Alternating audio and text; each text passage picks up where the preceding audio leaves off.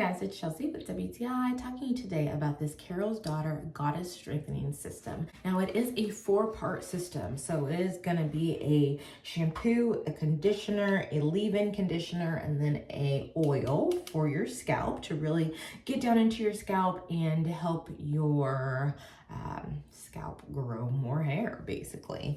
But what I loved about this is that I saw a difference immediately. So my hair is going through such a transition right now from being colored, and I was a relaxed girl for a while, but now I've been natural, and so we're just trying to get off of that damage train and get to really healthy. And in one time, I saw that all these products working perfectly.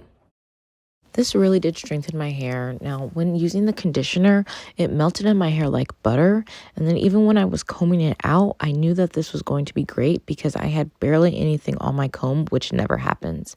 Now, also with the oil and the leave-in conditioner, I made sure to coat all of the part of my hair that I was working with.